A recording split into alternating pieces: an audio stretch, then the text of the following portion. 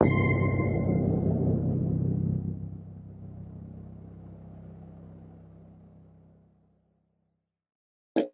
it easy because of the weather or whatever, so we want to go ahead and get started. First of all, welcome to everybody. Glad you could come out tonight. And it is my honor to introduce someone who I've known for a few years now. And the phrase comes to mind that you can't teach what you don't know, and you can't lead where you don't go. And with those words in mind from Audri, that is the image that she brings to my mind. She is someone that really fascinated me from the first time I heard her speak over the radio a couple of years ago, and her wisdom and the energy that she brings to the table and to the whole scene of active consciousness is something that is truly valuable. And we are honored to have her here tonight. And without further ado, I would like to welcome Audri Scott Williams, talking tonight on the Diary of Now Time Prophecies and the Wisdom of the Grandparents. So if we could give her a hand.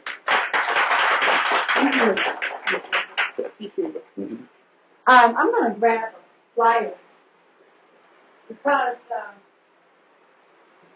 actually when doing a presentation, people may ask me ahead of time what I'm going to talk about, and I really honestly don't know.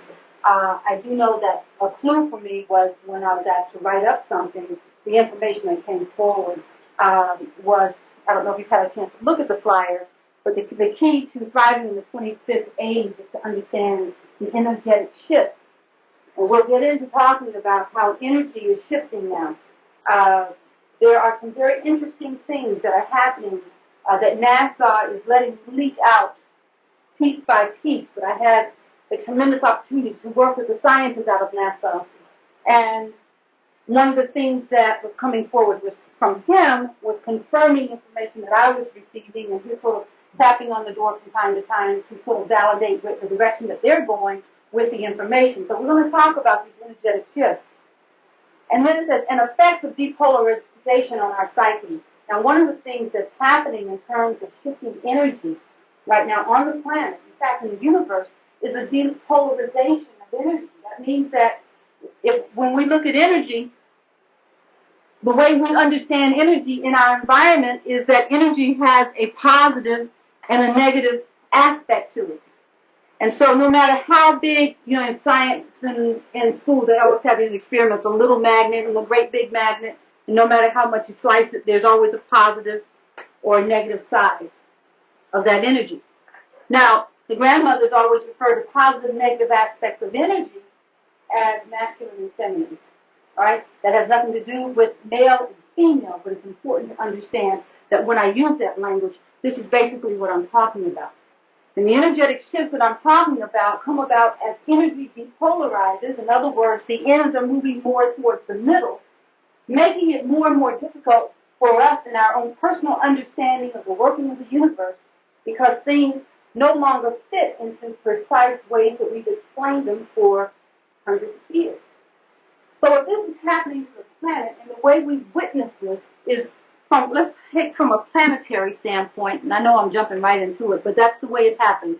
So if you need me to stop and shift for a minute, shift a little bit, stop me.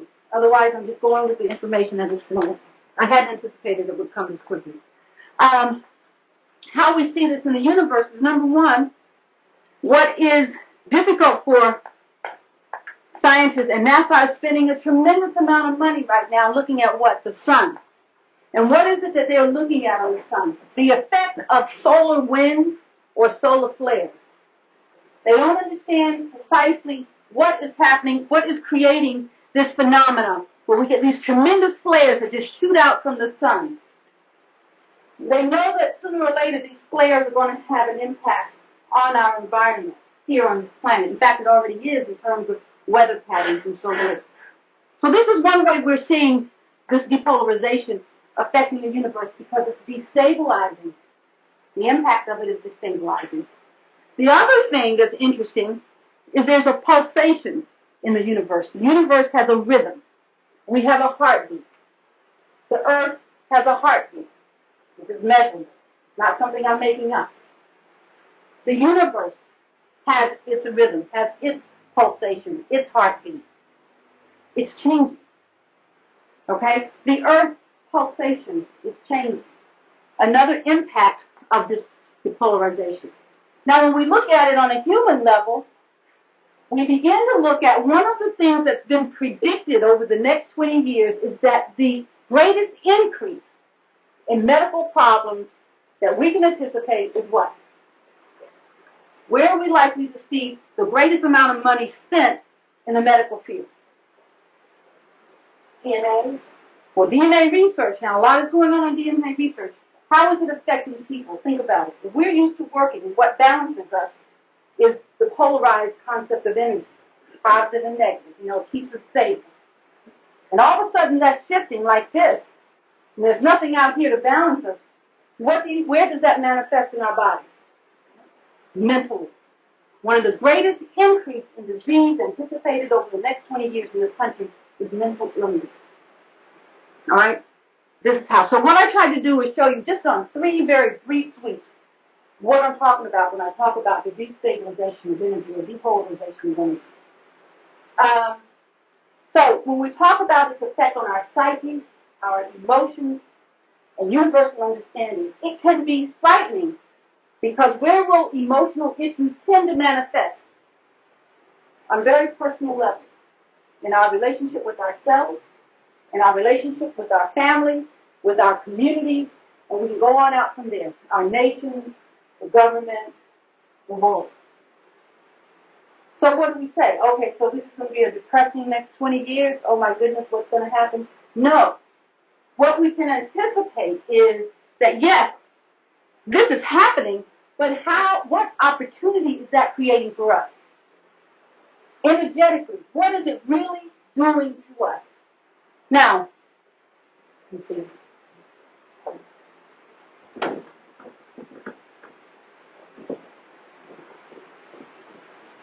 Okay. Absolutely.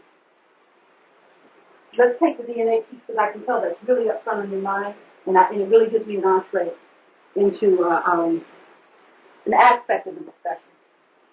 But before I do that, let's go here, and then we're going to end up here. There is a 7-point alignment in space. And this 7-point alignment is like 7 holes in the universe. And aligned within these 7 holes are star systems beyond which any we have ever seen. Now, of course, the most obvious ones, we hear about are Sirius and Pleiades and all that. But beyond that, and the majority of the light and energy that's coming through are systems that we haven't even seen.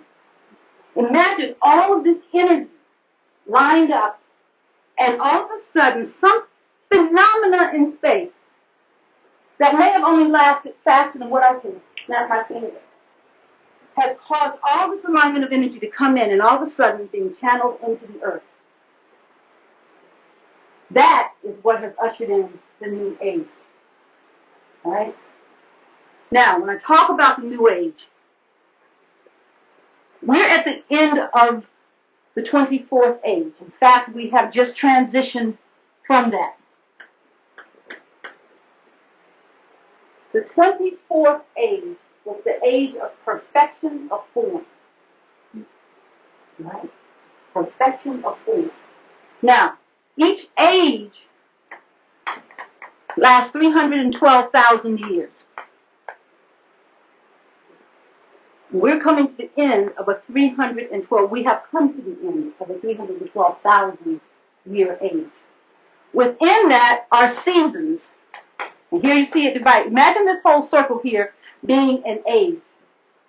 It is also the earth. It is also us as individuals.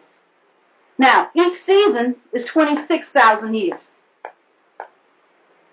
Right?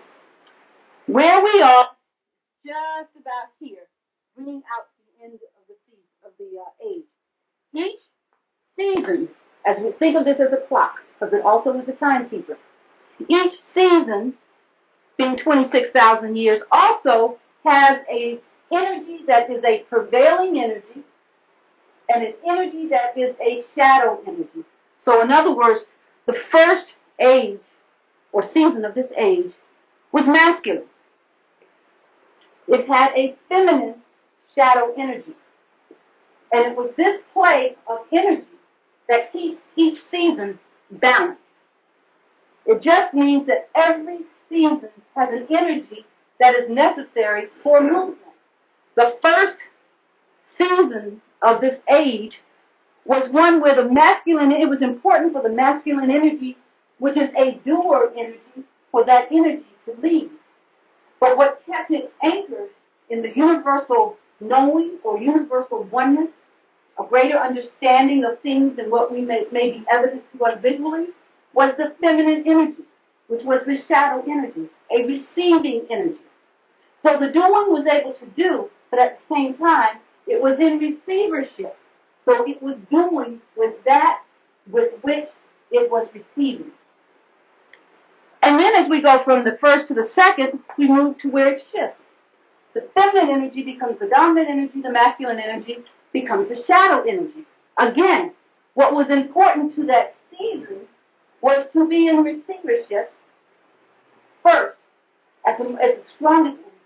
But the masculine had just enough doing to keep us moving forward. But we weren't stepping out. We were being in a position to listen, to receive, to follow the knowing that comes from within. Now, as we've gone around the dial, so to speak, here we find ourselves, let's step back to the 11th season, which was a masculine season with a feminine shadow. As we've moved into the 12th season now, what has happened is the masculine coming from the 11th into the 12th did not relinquish its reign, so to speak. In other words, we went into a season out of balance because all of a sudden, here we come over the last 26 years into a season with a masculine prevailing energy and a masculine shadow energy. And this is what the grandmothers call sun consciousness, S-O-N, without sun consciousness, S-U-N. Now, there was a planetary configuration with the strongest dominant planet at this time being Mars that led or ushered in the shift. Now, if you think about it, over the last 26,000 years of our history, especially that aspect of it, that part of it that's most close to us, which is written history, which is only what, at the most 2,000 to 3,000 years. The rest is conjecture back to some place to say that 10,000 years maybe. But most of the history, the written history that we look at, we tend to accept it within the last 2,000 to 3,000 years. What we have seen in this progression of 26,000 years is a deterioration of what aspect of our humanity? The soul connecting string, that universal oneness. Now, it doesn't mean that people don't go to church. It doesn't mean people don't have other ways of worship. It doesn't mean that there are pockets of people trying to connect. I'm not denying any of that. But what I'm saying, in the energy that prevails, there is an energy which seems to be lacking in consciousness, or as the grandmothers say, the sun consciousness, because the sun in the universe is the light. The sun, the star, is the light. The light reveals that which we're ready to perceive in consciousness. Remember that because that's important. The light reveals only that which we're ready to perceive in consciousness.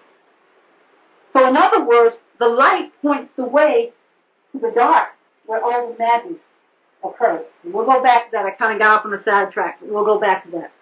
So as we went into this last season of the age, we went into a season out of balance. Things are incremental. So I mean, it got worse as we went along. Now all of a sudden, here we are today, in all prophecy. I don't care where you look. Indigenous people around this planet are very scared. And I mean scared about the age that we're of any indigenous people, Africans, Native Americans, Mayans, Aboriginals, you name it. All prophecy makes the ancient ones with knowledge and with wisdom, has carried that over time. Very much afraid. Now, let's look at this because this is heading back to the DNA, so just stay with me here. Here we have this happening. Now, prior to this configuration, we had a planetary configuration like this, and I'll show you what all that means in a minute. When we went out of balance, there was a point at which a shield was placed over the top of the world. Why? Because if we had access to all the energy that's available to us in the universe, in a condition of imbalance, what would have happened? The Earth wouldn't be here. Probably we wouldn't be here, and probably the Earth wouldn't be here either. It would not be a great place to live in, and it would have happened many, many years ago. So the universe has a self-correcting quality. I call it creator. You call it whatever it feels comfortable for you to call it. Energy, a capstone was placed over the top of the world. Who knows where the top of the world is? You said in hieroglyphics. Where's the top of the world? Go back to ancient Egypt. Hieroglyphics. The top of the world, there's a bulge in the planet. You know that, right? In ancient Egypt, in the writings, the Kemetic writings, or the Meta-Denture, the top of the world is referred to as East. Now, it's important because we must have our orientation right to move forward. So, in the language of the grandmothers, when they talk about the top of the world, they're talking about the East. So imagine the East being the top of the world at an area of 23 by 32 degrees latitude and longitude, puts us in an area along the Nile, at the very top of the Nile, where a man-made lake was built called Lake Nasser. Under Lake Nasser lies a lot of the ancient artifacts of the Nubian civilization. Okay? So imagine that being the top of the world. Remember I talked about this capstone being placed over. Here, when we went into a condition of imbalance. But before the shift in age could occur, the feminine must regain the season to balance the energy. Because the energy that sends us into the 25th age, or the age of spiritual enlightenment, is an energy that requires us to be in receivership. Because the way that we're being instructed is through our heart, through our head. People are finding themselves capable of doing things they never dreamed they could do. And it's happening on a large level. Channeling is no big deal anymore. You can probably line up 100 people, maybe 10 of them in that 100 are channeling information. The other 90 may be channeling as well, but just don't know how to call it that. Okay, because to me, the only thing channeling is when your energy opens up to a point that you allow that to come in, which is a very natural flow anyway. You know, our oneness with the universe is something that is. It's not a choice that we make. But can we still ourselves, our consciousness, to be open? Right? Now, this energy that's coming forward, and they say that this is a time when all souls have been called up. That means all the souls that have ever walked on this planet have been called up. And the grandmothers say that literally, as we learn, I'm not even going to say if, as we learn to see on an ethereal level or an energetic level, we will literally be bumping into ancestors who walked this planet from all time. And they are giving us information. They are sharing their wisdom. They're giving us knowledge that isn't even written about in books. Because this is an age that we're going into that is the most incredible and magnificent age that we could ever imagine. So the things that I was talking about before that were kind of frightening as we look at how the energetic, especially depolarization, is affecting us, it really is exciting. Because what it is doing is opening up opportunity in our lifetime. It is magnificent. We are going into the time when the pyramids were built. Energetically. We're at a time when we can create on this planet energy and physical evidence that is beyond anything we've ever imagined. And most of that information is going to come within. Now, does that mean I'm saying technology is bad? No. I think we all need to be technology efficient. But we need to control technology, not allow technology to control us. We must ensure that within the technology that we have available to us, that we all understand and move forward in the fact that technology here is here to help humanity evolve to the next level. You know, it's not that technology is supposed to dangle us like puppets, right? Now, we talk about DNA. Oh, I mentioned that we would go back, and all of this had to do with DNA. This capstone shielded us so that we could get to this age. Now what has happened when these 7 stars aligned back in December 21st, 1998, it created a major shift. Many people started having an awakening type experience. You may not have been able to find it. You might have not known where it was coming from. But many, many people, mass levels of people, began to be awakened. The Earth, the planet itself, began her awakening process. We experienced it as El Nino, and then El Nino. And now they don't even know what to call it because of the waters that are warming up. But we'll talk about that as well. The 7-point alignment came in, bam, all of a sudden, capstone's gone. We have full energetic access now. And why? You might say, well, we haven't gone any further. It doesn't seem like humanity is any better. But there is an energetic increase in the feminine energy on the planet. Now, again, I'm not talking about just women and men. I'm talking about aspects of energy. But if we were to look at it as male and female, yes, women are awakening. They must. They have to bring forward that which is being sent through to them. Men, understanding the feminine aspect of who you are, without that intimidating the masculine aspect of who you are, is important because you must move in the flow and balance of being able to receive and do. Your doing cannot be without an understanding of that which is coming from above. And how do we know what's coming from above? Because it comes from within in such profound ways that little can stop its movement. So many of you may find you want to start a business. You never even thought about this business. All of a sudden, you've got an idea for a business, and you know it's going to work, and I don't care how many people tell you it's not going to work, you're going to do it. Because you've been given the blueprint. Now, where we sometimes have struggles with that, because many of us are being led in this direction right now, where we may have struggles with this is understanding universal order, understanding timing, being able to stay in the storm till the time is right. Everything has time. Everything has a season. And understanding that connection and bottom line to all of that is being able to hold on to your vision as it manifests. And sometimes only you can see the evidence of that. Right? Now, when this 7-point alignment occurs, the grandmothers refer to it as a crystal generator. Okay? Crystal generator.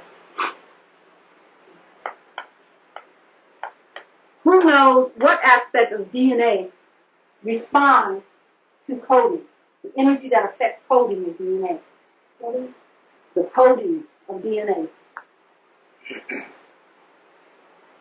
Receive its signals from a crystalline formation that resides in a saline base. So what does that mean? It's an energy that's affected by crystals that reside in salt water.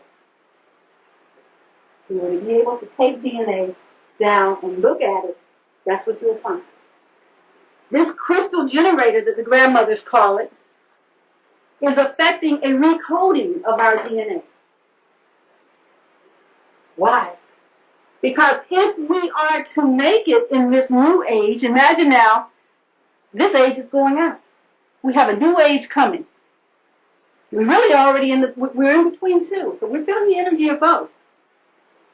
This new age is going to demand of us a physical response to our environment that we're not capable of as we currently exist, as well as a mental response.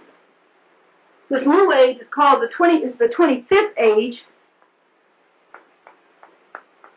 or the age of spiritual enlightenment, in the language that you can understand. It is a higher dimensional age. The grandmothers say it this way. It's an age when you will see before it happens, you will hear before the word is uttered, and you will know before there's any evidence. Isn't that what's happening with the awakening stage now? We're getting glimpses of that. So how do we exist and not go insane in a higher dimensional way? We cannot go physically as we are right now. Does that mean we're going to be looking like we have, 3 eyes and 2 ears, 2 noses or whatever? No. Physically, we probably won't see the outer evidence. There may be some minor evidence, but what is happening is our DNA coding, the language that speaks to who and how we are, there are going to be changes. There are going to be changes. The spiritual age of spiritual enlightenment is a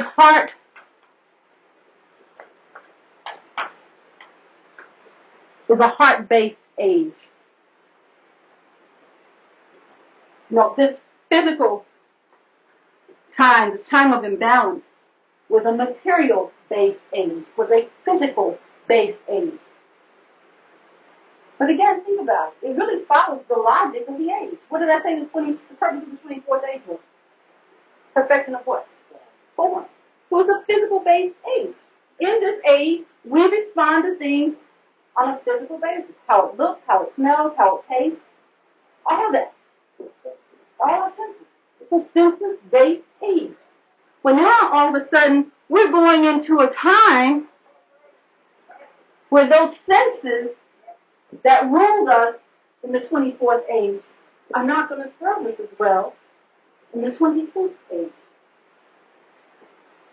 So what becomes the eyes and the ears in the 25th age becomes our heart, our psyche, and our understanding of ourselves as one aspect of the universe that is absolute and total.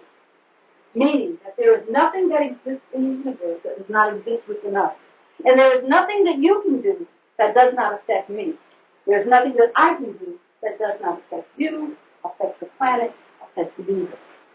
So it behooves me in this new age to figure out ways of getting along.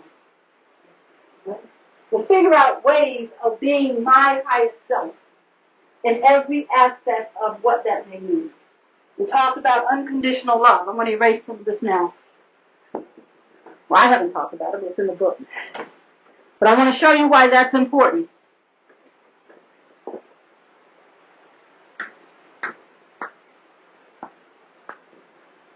DNA. Did I kind of give a little bit of information on the DNA? Okay.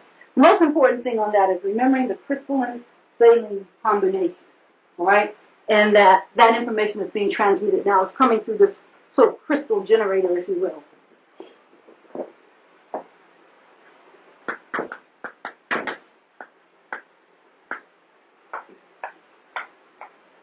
Unconditional love. This is the most important element of the new age. Now, I've said this to people, and some say, oh boy, here we go. More of that huggy, lovey, feely, touchy-feely stuff. Right? On the surface, yes. But what's below that? See, when I'm talking about unconditional love, I'm not just talking about what we interpret as love in our culture, which is the outer experience of love, or the outer manifestations or evidence of love. I'm talking about something that we don't have a whole lot of, and that is unconditional love of self that is total and absolute. How many people think you're in unconditional love of yourself?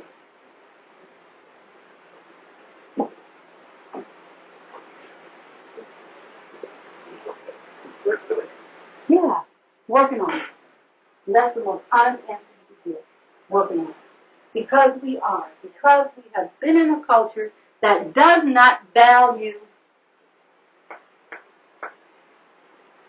Because if you value self, you nurture self, and that means that self then becomes maybe not as predictable as you would like it to be.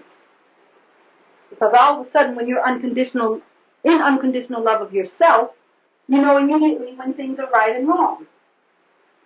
And it's very hard to follow wrong.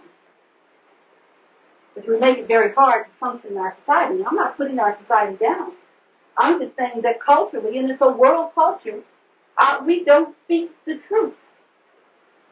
The grandmothers say, be very suspect of the language, because our language does not speak truth.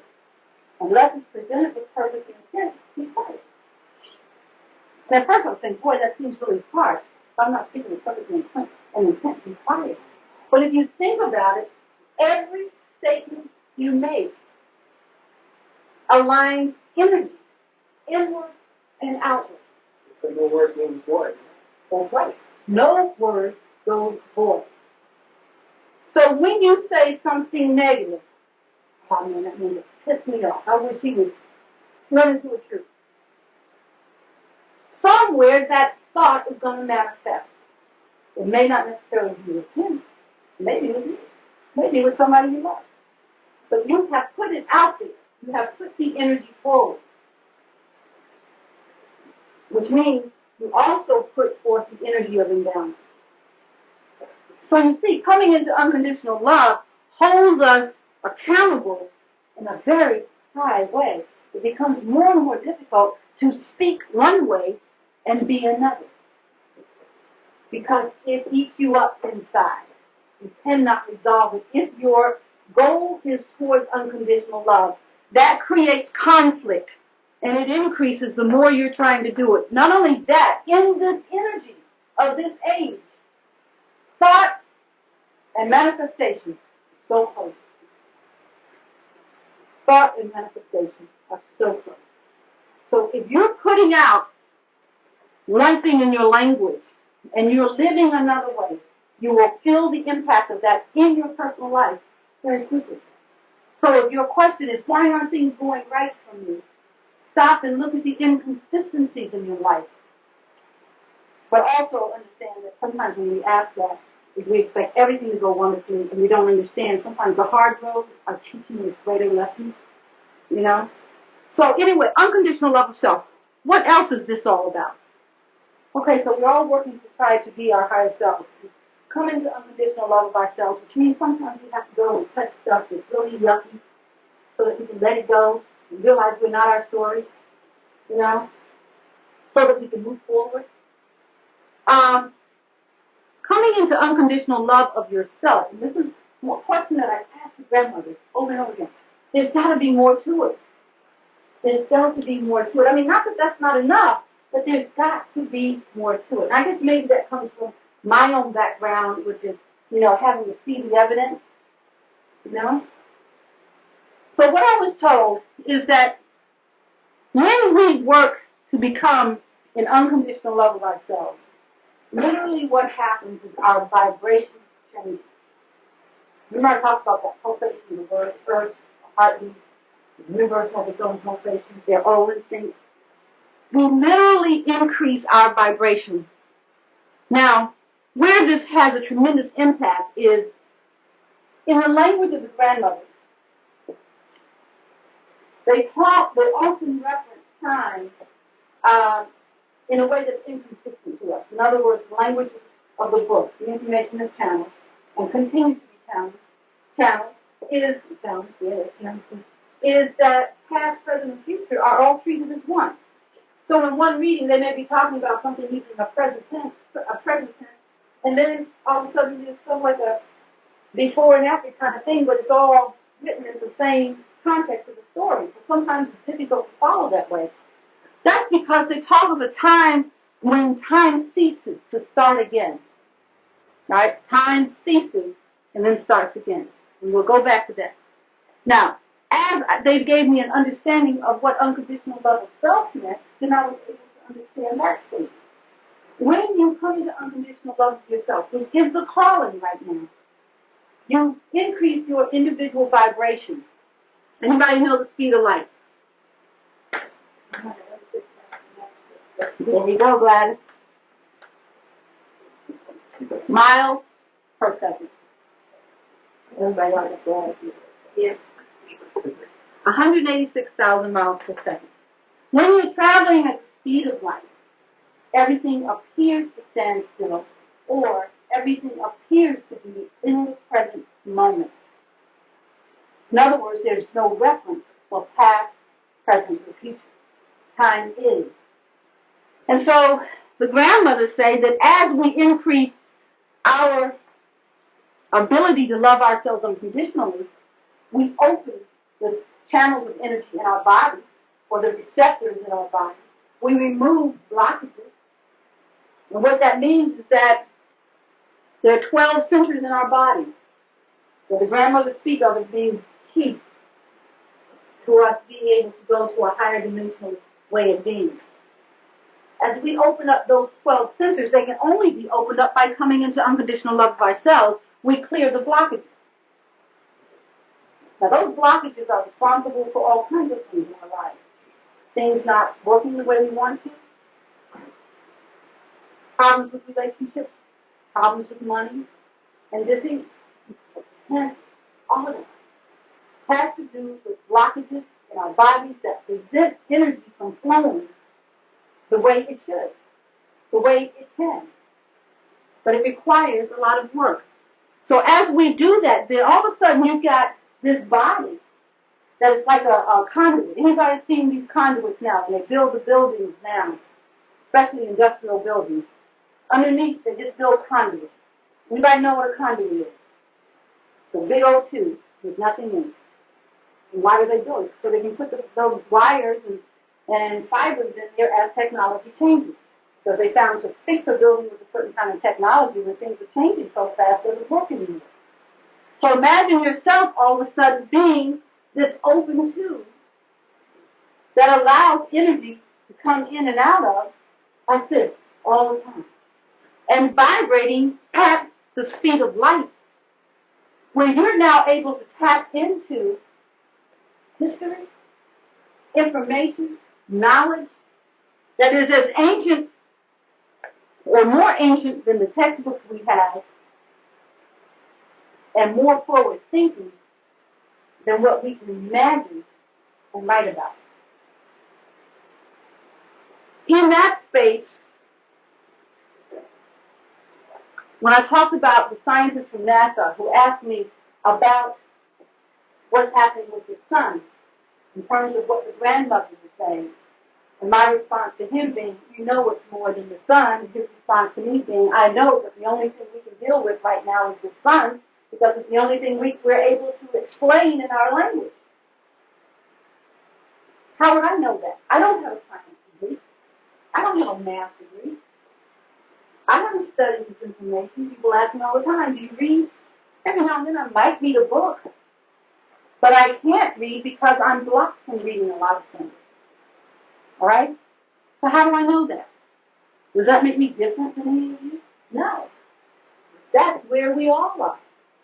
In this space, as we move more towards this energy, we're like this complete library. You know, in Africa, there's a saying that every time an elder dies, the library closes.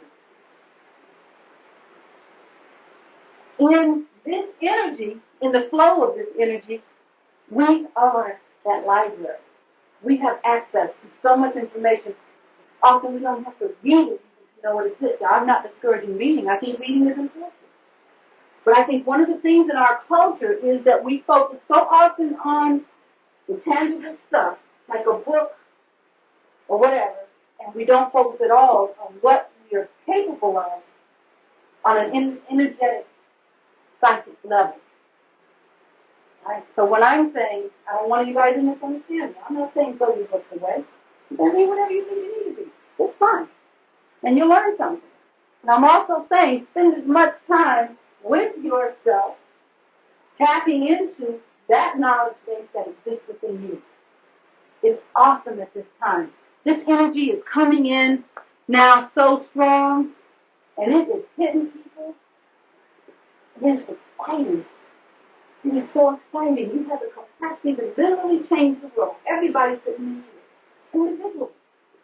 Imagine what we are capable of collectively. But we must go through this process to tap into that. take a few minutes because we're going to get really tired. A few minutes, rest, hold that thought. Take about 2 minutes. Okay? So don't go anywhere. Just sort of stay here and just digest.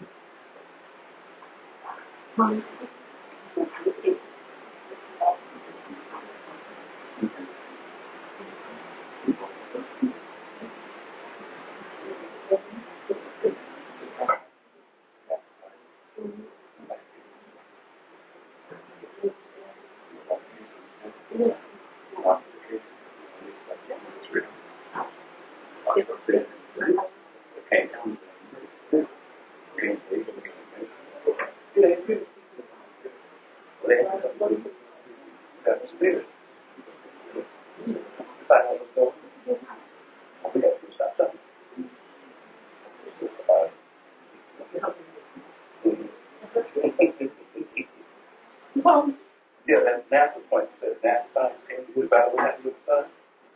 There was a tape by 9 o'clock. The scientists, all scientists, and then he would give a critique of European culture. Number second critique was quantification is the only measure of reality. You can't count. There's no base, yeah. So I just came to say, let's go over here. We come here to learn. We learn, so there's nothing to change. But, yeah, we get to do that. So,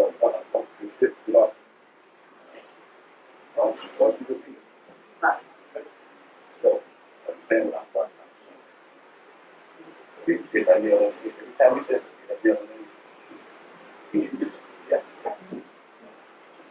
That was a very good point. Did you all hear what Emiola was saying? Hear that, Emiola, because I want to use that to go into the next. Yes, there was Dr. Naiman did a lecture at the Alabama Conference in 1983, where he gave a critique of European culture. Number 2 point was quantification is the only accepted measure of reality. Right. If you can't count it, it ain't real. That's you can't right. measure it, weigh it, put it on a scale, it ain't real in there. Exactly. So and guess what? They came with this guide concept. It ain't real to them either, because they can't touch it. Okay? They can't. So they lie when they talk about all the Christians. Yeah, they are. Okay? But you understand what that Christian they're talking about. Where might makes right. Okay? But if I come to take it, and God don't do that, then I'm right. That's when it goes. I'm sorry. Okay. Are there any questions before I move forward?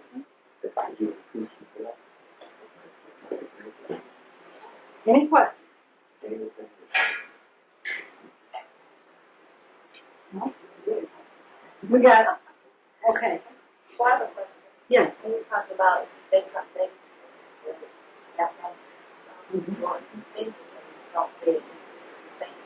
Oh, it certainly is. Yeah, me too. About a year ago, was it 2 years now? 98. Wherever that puts us, December 98.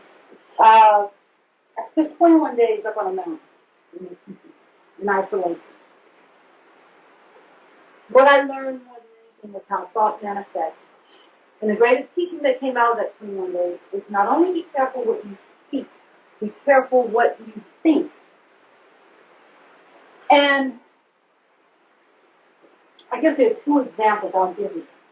After about 7 days on the mountain, I was kind of doing a semi-fast. In other words, at night I would boil maybe a yam or a carrot or something like that, and I'd keep that immediately. In the middle of the day, I drank water and lemon and honey to keep my energy down. And around the 7th day, I was sitting outside the teepee. The weather was just magnificent. And I asked her, I would love to have an apple.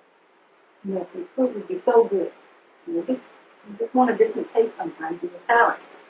Well, that weekend, on the weekends, people will come up, chop wood, and leave it outside, or bring water and leave it outside, and whatever. That weekend, I got so much fruit that I literally had to give 4 grocery bags of fruit away. In other words, leave it at the roadside with a sign saying, if there's anybody that needs it, you make sure it gets to them in the community. All I did was think. Another example that comes to me is one day, this was about day 18 and 19, punch comes down. The first interaction I'd ever had with someone that didn't come onto the grounds to sleep in a tent or pray or be in the energy of the experience, this hunter comes in. And he's irate that I'm on this property. Who gave you permission to be on this property? And blah, blah, blah. And I'm writing notes saying that we have permission from the landowners. Well, it comes to find out about 10 feet of the space between you belong to someone else. So after he leaves, I just sort of go back to the CPN, because first I was getting worked up in the energy of it. Then I realized, I'm up here by myself. I have absolutely no power over the situation. So knowing that, Creator, I put it in your hands, and I know that whatever needs to be done will be done. And that was it. The next morning at 5:30, I hear this shuffle coming down the side of the mountain, winding away down by the CPN. Oh boy, this woman on crutches coming down the side of the mountain. I was in between the hollow of two mountains. And she comes down and she says, I wanted to give you this handwritten note that gives you permission to be here. Because I heard the hunter was here yesterday, and my husband and I are going through a nasty divorce, and this land is in the middle. But if you have this note from me, nobody can pull you off this land. He's like, 5:30 in the morning. She's on crutches. Most people, are concerned about walking. So, and I guess let me do the final one. The final one was on the last day of 21 days. A lot of people come up to the next morning with doing and so forth. And so with all that energy, and I hadn't been used to that energy, I decided I wanted to sleep outside. And as I'm sleeping on the cot, I kind of look up, and I wasn't asleep, but I look up at the sky, and it was overcast. And I said, I would love to have the stars come out so I could thank them, because they've been such an important part of this experience. Well, as I say the words, the clouds parted, and the stars were there. And I'm just crying at this point because it was just too magnificent. And as soon as I finished praying and thanking them, the clouds come back over, and I don't see the stars. And I knew at that moment that was my experience. That was a gift of the Creator to me, so that I would know the answer to exactly what you asked. Yes, words are important and very powerful, but thought precedes utterance. What comes out of our mouth is only an expression or an echo of the thought that has already created the energy or potential for manifestation. So it's not only be careful what you speak, it's be careful what you think. And that requires us to train our mind and our heart to be in balance so that we know the Mahat, so that we can measure on that scale and have our heart being light as a feather. All right?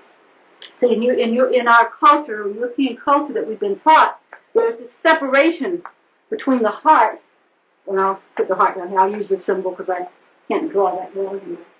Between the mind and the heart. In our culture, the heart is often seen as a hindrance. If you get too emotional about something, that's negative. If you care too much about other people, that's negative. That's not going to get you ahead in life.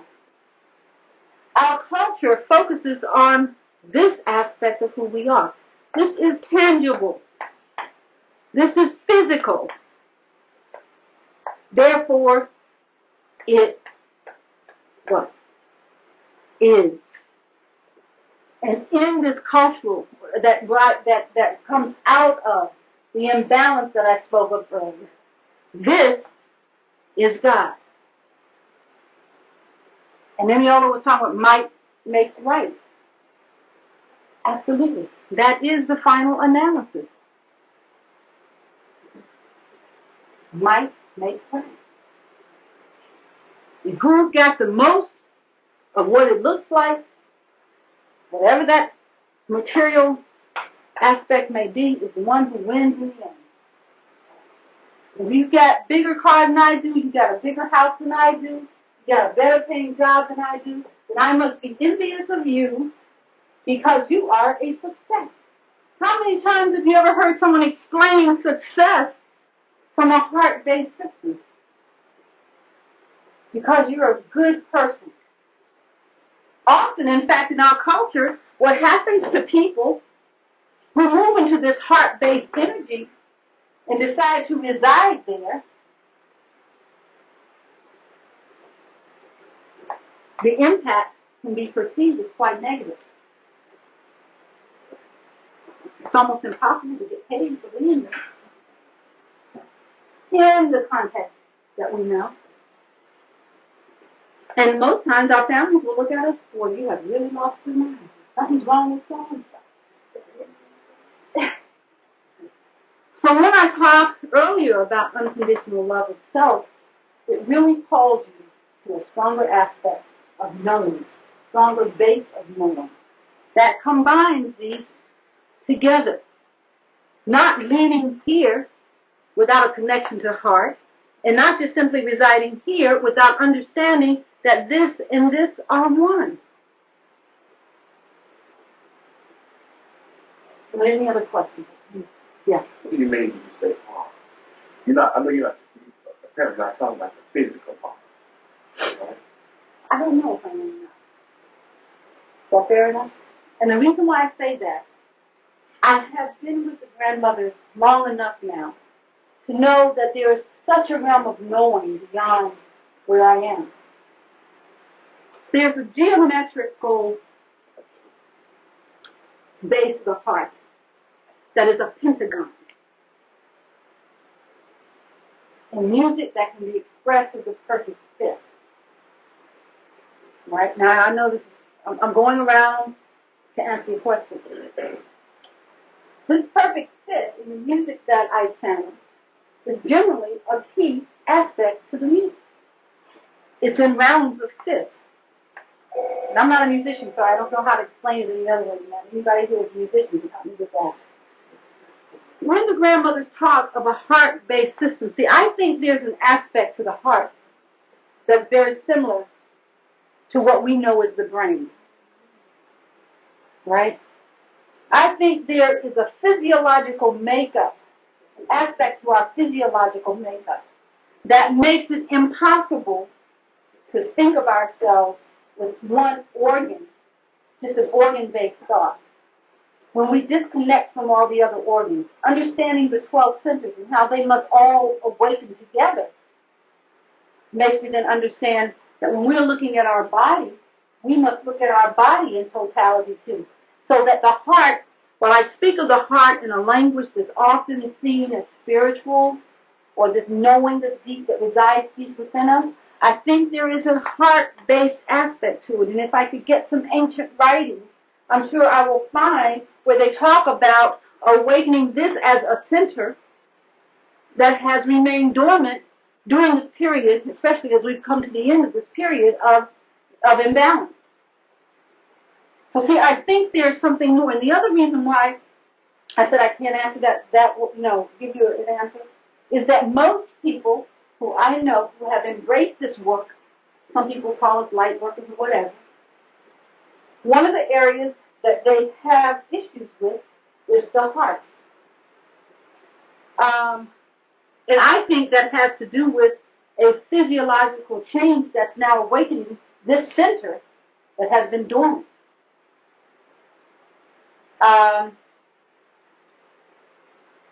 When I did the 21 days, there were 2 days, one especially. The third week that I was there, the weather changed very drastically. It was very cold, it was very wet. And I was there by myself. Originally, when I was going to do it, there was going to be someone on the land who would help me out, make sure the roads, I could eat and just make sure everything was okay. But as the time came to go up on the mountain, that person wasn't available, so I was there by myself. The last week was a very strenuous, or the middle week was a very strenuous week because it was so cold, I couldn't allow the fire to go out. So trying to get up every hour and keep wood on the stove and just, it was physically, and at that point now, I've been fasting for a while, so the physical strain was quite a bit. And so David came up and he said, Spirit guided him that he's supposed to be there for the last week with me to make sure everything was okay. So I said, fine. Well, when he came, about a few hours after he was there, all of a sudden I went out. And I didn't wake up for 2 days. All right? And during that time, there was a moment where I felt like my chest exploded. And I don't mean just, you have this feeling, boom, something. I mean exploded. So I asked him when I did come back, and I remembered that experience, I said, at any time during the time that I was out, did you notice anything? And he said, the only thing I remember is, well, there were two incidents, but one of them that I remember was your whole body was lifted up, and then you went back down on the ground where I was sitting.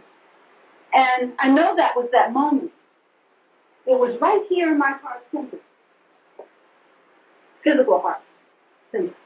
And as I said, I noticed that with a lot of people that I work with, issues around the heart, and sometimes interpret them as being negative. I know with me, heart has always been a challenge for me. But a lot of what's happening now, I don't know when it's the challenge, the physical issues that are affecting me, or if it's a realignment of my heart center. And one of the things I do know is the shifting of the heart, and a lot of people who are working in this energy towards the center. If you were to do a physical examination of many people in this area, you'll find that the heart is shifting more towards the center. Okay? All that to answer your question. And it still goes, I don't know. But I do believe that there's a lot more to it. But it's just that we have not put nearly the research into the heart that we put into neurological function and brain function. And when we have done the research, it's basically on how the muscle works. That's how we describe a heart, just a muscle, a bunch of muscles. But we describe it as a bunch of muscles, but also the Egyptians weighed the heart. That's right. With the scale. Mm-hmm. So there's something to the physicality of it. That's right. Mm-hmm. Gladys?